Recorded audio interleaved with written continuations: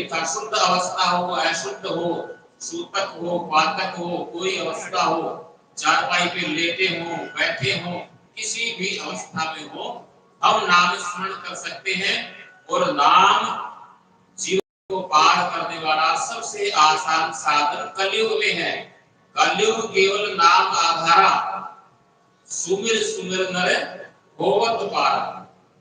कलयुग में तो इससे आसान और कोई साधन नहीं है। पुराणों में लिखा है कि जिह्वा हमारे वश में है कि नहीं? जिह्वा हमारे वश में है और नाम भगवान का सामने है, फिर किस चीज की कमी है? जिह्वा हमारे वश में है और भगवान का दिव्य नाम है, तो फिर क्यों पार हो सकते हो? जरूर हो सकते हैं। इसलिए अपने नाम से, अपने जिह्वा से भगवान का नाम गाएं, ताकि हमें भगवान का आश्रय मिले। बोले आनंद कंद श्री कृष्ण चंद्र भगवान की। लागी लगन मत तोड़ना हो, लागी लगन मत तोड़ना, हरि जी मोरी लागी लगन मत तोड़ना।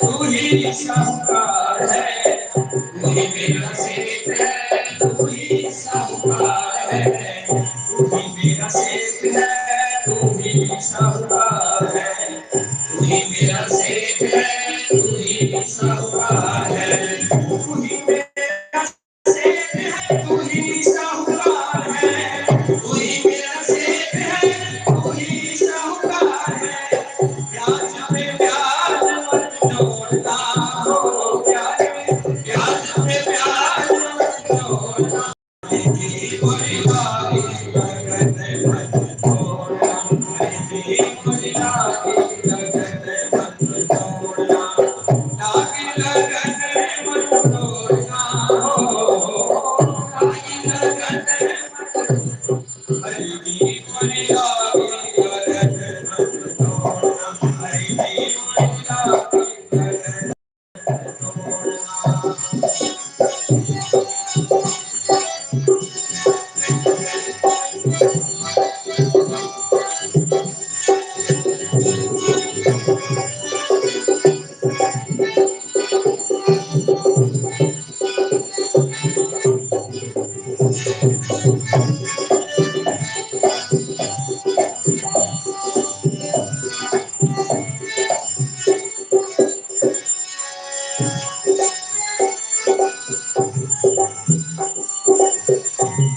भक्तों की अरज सुन लीजिए, हम भक्तों की अरज सुन लीजिए, हम भक्तों की अरज सुन लीजिए, हम भक्तों की अरज सुन लीजिए, हम भक्तों की अरज सुन लीजिए, हम भक्तों की अरज सुन लीजिए, खड़े मत छोड़ना हो, खड़े मत छोड़ना, हरि मोरी लागी लगन मत छोड़ना, हरि मोरी लागी लगन मत छोड़ना, लागी लगन मत छोड़ना हो, लागी लगन मत छोड़ना, हरि मोरी लागी लगन मत छोड़ना, हरि मोरी लागी लगन मत छोड़ना, लागी लगन मत छोड़ना, लागी लगन मत छोड़ना, लागी लगन मत छोड़ना, लागी लगन मत छोड़ना, हरि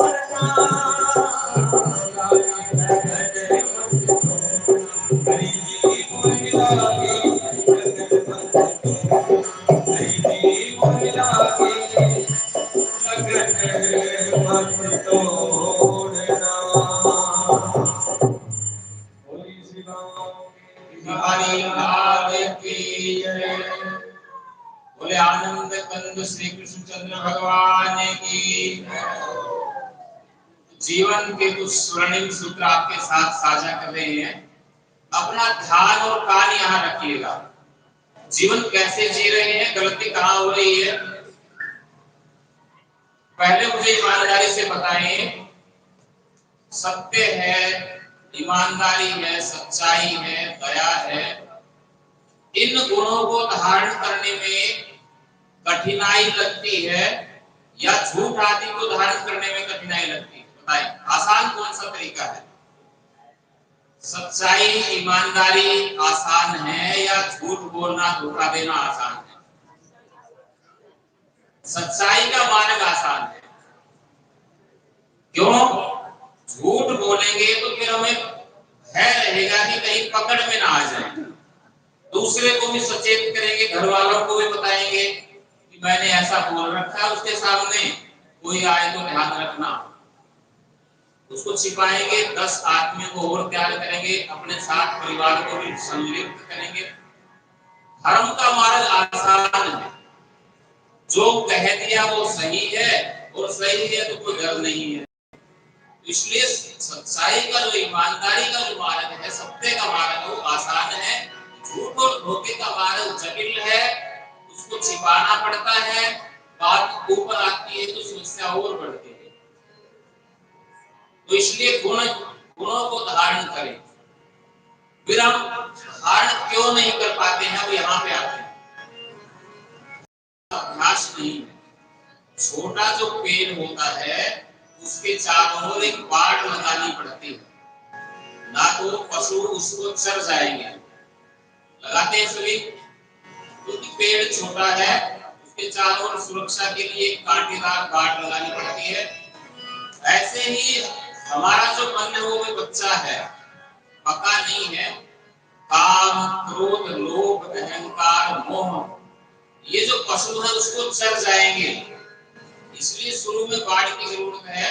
जब पेड़ थोड़ा बड़ा हो जाएगा, मन परिपक्व हो जाएगा इन गुणों में, तो फिर बाढ़ को हटा देते हैं। फिर पशु उसके नीचे को घूमते रहे, कोई डर नहीं। इसलिए शुरू में हमें बड़े ध्यान से इन गुणों के ऊपर चलना पड़ेगा, और इन गुणों को यदि हमने धारण कर लिया तो हमारा जीवन बदल जाएगा। सुधारना हमें खुद को है।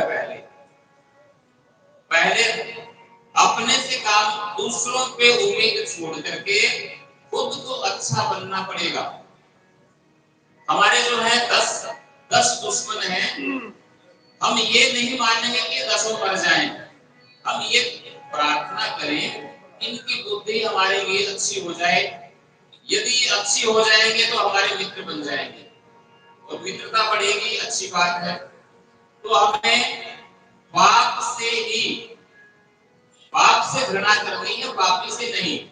कोशिश करनी है कि सत्संग से वो भी सुधर जाए और हम अपने मार्ग पर, सच्चाई के मार्ग पर खड़े रहें, ताकि सामने वाला ये देखे कि आदमी बहुत बढ़िया है, इसने कभी धोखा नहीं दिया, कभी झूठ नहीं बोला, तो वो हमसे प्रभावित हो और अपना जीवन को सुधार सके। बोले बाके बिहारी लाल की जय। तो इसलिए सबसे पहले हमें खुद सुधरना होगा। यदि परिवार का 2-3 व्यक्ति हैं, उन्होंने अपने जूते बाहर निकाल रखे हैं, बाहर से आने वाला व्यक्ति भी अपने जूते वहीं उतार के आएगा। उनको पता है इनकी मर्यादा इस हिसाब से है, और हम खुद ही जूते लेकर के रसोई में घूमेंगे तो बाहर से आने वाला व्यक्ति भी अपने जूते नहीं खोलेगा। तो हमें सुधार शुरू करना होगा किससे? अपने आप से। अपने आप को हमें पहचानना होगा। अब हमें क्रोध क्यों आता है, विचार करें। क्रोध कब आता है हमें? जब हमारे मन के हिसाब से कोई काम नहीं होता।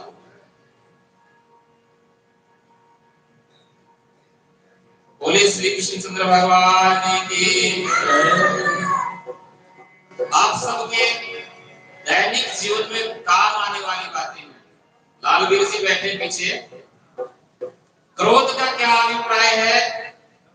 एक बार जीवन शिविर में कुछ अच्छी चीजें सीखने के लिए मैं और मेरे मित्र जो गए हुए थे, वो अपनी पत्नी को मिले थे। पहला सूत्र क्या था? 5-7 सूत्र उन्होंने बताए। अब घर आकर के क्या हुआ, एक रात देर रात तक वो काम करते रहे। उन्होंने कुछ फाइलें तैयार की। सुनने की बात है, घरवाली ने देखा कि रात के 11 बज गए, लेकिन पतिदेव काम में लगे हुए हैं। वो गिलास दूध का गर्म करके मीठा करके लाई, मेज पे रखा कि आपको बहुत देर हो गई आज काम करते करते। जैसे ही वापस मुड़ी, उसका जो हाथ है गिलास से लग गया और वो सारा दूध फैल गया फाइलों के नीचे से। अब वो मेरे साथी हैं, उन्होंने बताया कि मुझे बड़ा क्रोध आया, और 5 दिन पहले ही जीवन कैसे जिए ये सीखने के लिए वो गए थे, दोनों पति पत्नी। अब पत्नी ने देखा, उनको वो सूत्र याद आ गया जो पहला सूत्र दिया था। सूत्र क्या था? उन्होंने जैसे ही क्रोध प्रकट करना चाहा, वो बोली कि मानव मूलतः गलती करना नहीं चाहता। सूत्र क्या है? मानव मूलतः गलती करना नहीं चाहता। गलती हो जाती है इंसान से, करने की मनसा नहीं होती, बस यही चूक हो जाती है। क्योंकि वो जो दूध लेके आई थी वो पिलाने के लिए लेके आई थी, गलती से हाथ लग गया। उसका उद्देश्य ये नहीं था कि ये दूध गिरे और फाइल खराब हो जाए, किया कराया काम बिगड़ जाए, ऐसा उद्देश्य नहीं था। तो मनुष्य बच्चे हैं, घर में एक चीज टूट जाती है तो हम क्या करेंगे, क्रोध आता है। क्रोध, हमें पता है कि मानव मूल रूप से गलती करना नहीं चाहता, गलती हो गई है। तो यहाँ पे हमें सोचना है कि क्रोध कितना जायज है। और दो तरीके हैं, या तो हम विवाद बढ़ा लें या फिर समझ लें कि इसकी गलती नहीं, गलती हो गई। तो परिस्थिति को कैसे संभालें ये हमारे ऊपर। आंधी आई और छप्पर उड़ गया, टोपी तो पकड़े रखी है, हम क्रोध में टोपी भी उड़ा देते हैं। टोपी का मतलब बुद्धि। जो स्थिति है, परिस्थिति है, घटना वो तो हो गई, उसको हम कैसे हैंडल करें, कैसे सामंजस्य बनाएं, बुद्धि वहां लगाएं। तो छप्पर आंधी में उड़ गया, कोई बात नहीं, टोपी संभाल के रखिए आप, ये जीवन का सूत्र है। तो फिर लड़ाई नहीं होगी घर में, आपस में कहासुनी नहीं होगी, एक दूसरे को समझेंगे, वो हमें समझेंगे, हम उन्हें, विवाद नहीं होगा किसी भी हिसाब से। तो ये स्वर्णिम सूत्र है। और भगवान का नाम जप करते रहिए। प्रश्न किया ऋषियों ने कि नाम जप से किन्हीं का उद्धार भी हुआ है, कोई ऐसी घटना। शास्त्रों में लिख दिया कि नाम जपो, शुद्ध हो अशुद्ध हो, झूठे मुंह हो नाम हो, नहाए बिना नहाए, चारपाई पे जपो, बैठे बैठे, चलते फिरते, सफर में, यात्रा में, कभी भी भगवान का नाम, किसी भी भगवान का नाम जो आपको अच्छा लगे जपते रहिए, उससे आपका कल्याण होगा, आदत बन जाएगी। क्या किसी का कल्याण हुआ भी है? तो एक कथा भागवत में आई है, अजामिल। अजामिल एक हत्यारा था, ब्राह्मण के घर का जन्म था, पूरी संगति में आकर के वो चोरी करने लगा, वेश्यागामी हो गया, घर की लाइन से उतर गया, शादी हो गई थी, लुटेरा हो गया, एक नंबर का लुटेरा। पूरा गांव जानता था कि ब्राह्मण है, लेकिन कर्म ब्राह्मण के नहीं है। एक बार कहते कुछ ऋषि लोग उस नगरी में आए, आके उन्होंने पूछा कि इस नगरी में सबसे धार्मिक व्यक्ति का घर हमें बताएं, हमें रुकना और भोजन करना है। गांव वालों ने मजाक में बता दिया कि वो जो घर है, अजामिल है, ब्राह्मण है, विद्वान है, पूरे नगर में उन जैसा कोई धार्मिक व्यक्ति नहीं। अब उन ऋषियों ने आकर के अलग जगाई, नारायण नारायण। घर वाले ने दरवाजा खोला, देखा कि आज संत लोग आए हैं, हमारे घर में आने से तो सब डरते हैं, और ये संत लोग कृपा करने के लिए आ गए। और उन्होंने आते ही कहा, देवी शुभ आशीर्वाद, और हम बड़ी बड़ाई सुन करके आए हैं आज आपकी। पूरी नगरी में आपका जो घर है बड़ा धार्मिक बताया, हम आपके यहाँ भोजन करेंगे। वो बड़ी प्रसन्न हो गई, बैठाया, आसन दिया। अजामिल नहीं था घर पे, बोली महाराज जल्दी से भोजन कर लीजिए। बात क्या है जल्दी की? बात ये है कि जिसने आपको हमारा घर बताया उसने बड़ा भारी मजाक किया है, मुझे बड़ा दुख है। मेरा पति ब्राह्मण घर में जन्म लेने के बाद भी एक डाकू है, लुटेरा है, हत्यारा है, बहुत हत्याएं की है, चोरी करता है, और मैं सबसे दुखी हूँ। लेकिन आप लोग पधारे हैं, साधुनाम दर्शनम पुण्यम। साधु होते हैं साधनोति पर कार्य, जो दूसरे के कार्य को सिद्ध कर दे वो साधु है। कि आप साधु हैं, मुझे कोई ऐसा रास्ता बताए कि मेरा पति सुधर जाए और ये कलंक हमारे माथे से मिटे।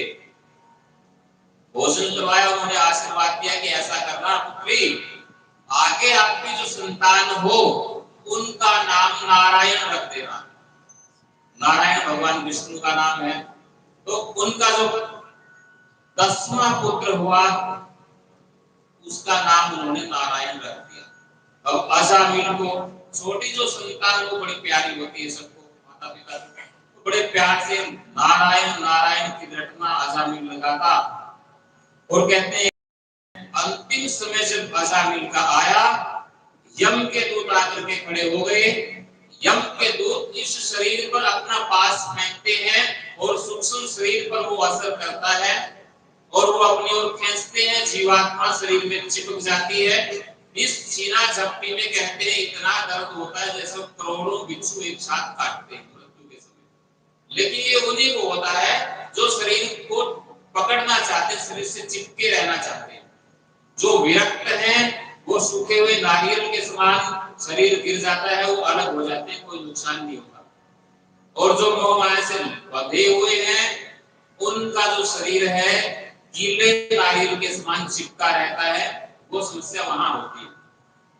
अब वो डर करके उसने देखा भयंकर शरीर वाले यमदूत और प्राण निकालने की तैयारी, उसने नारायण को पुकारना शुरू किया।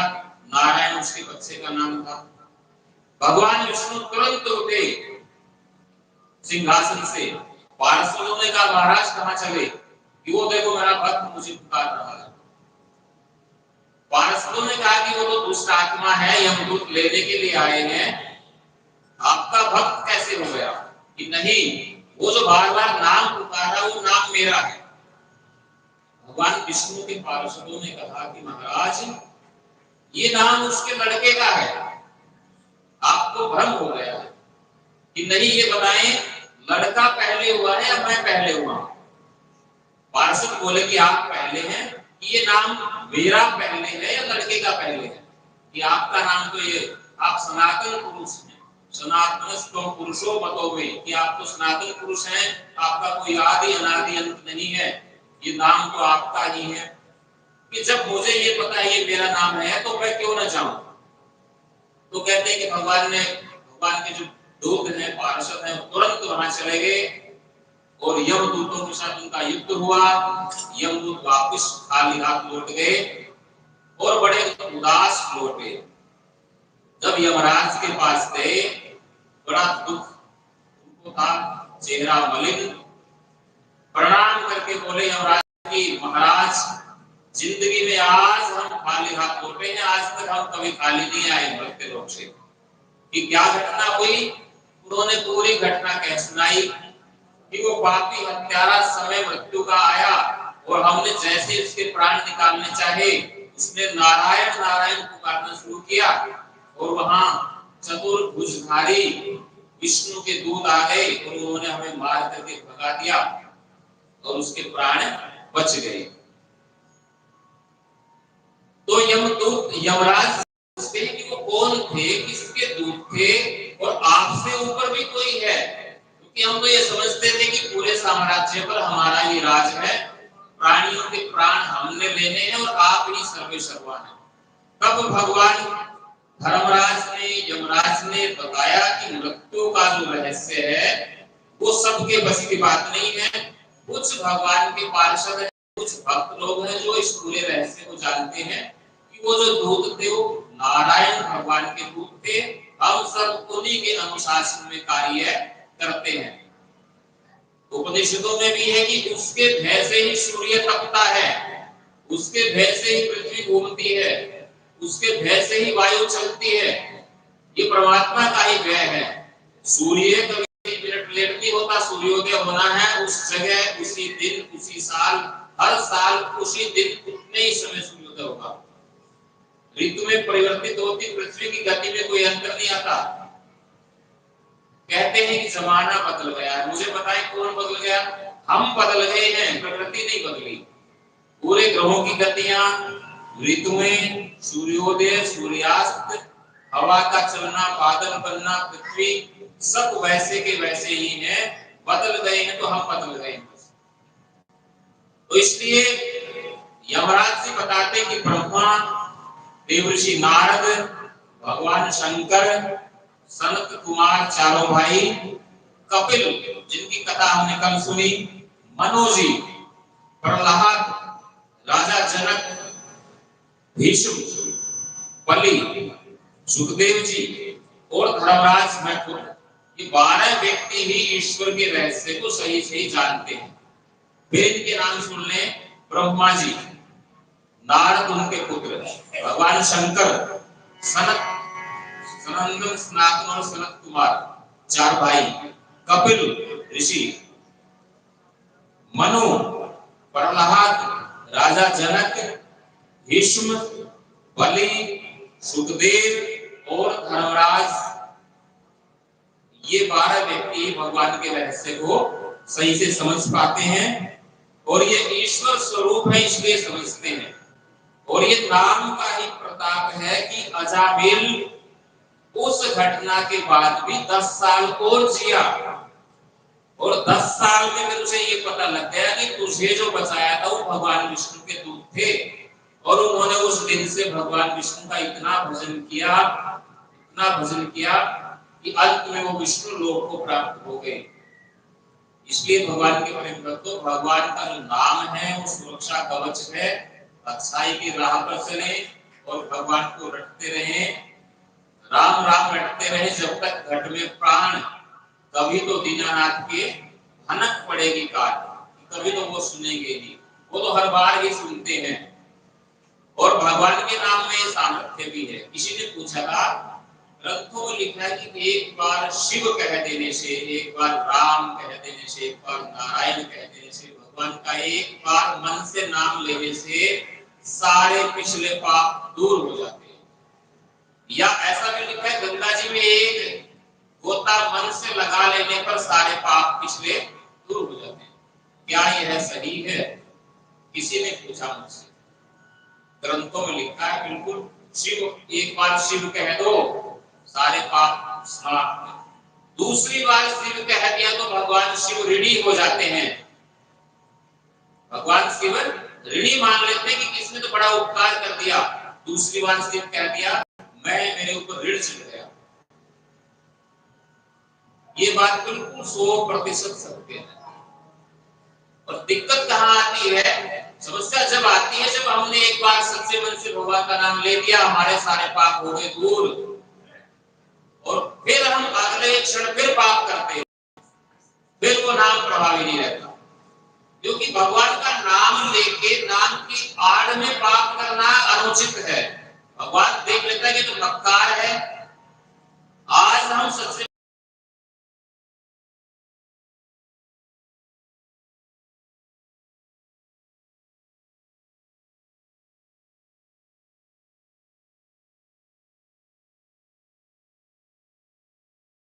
पाप आपके आज भी माफ हैं। तो समस्या कहाँ बनती है, अगले ही क्षण, अगले ही दिन फिर उन्हीं कामों में लग जाते हैं। क्योंकि मन जो है ना हमारा अभ्यास नहीं है, और फिर हम सोचते हैं कि फिर नाम ले लेंगे भगवान का, फिर पाप माफ हो जाएंगे, फिर पाप करेंगे, फिर नाम ले लेंगे। ये परंपरा गलत है। भगवान देख लेते कि ये तो धूर्त है, तो ठग है, नाम के बदले में पाप कर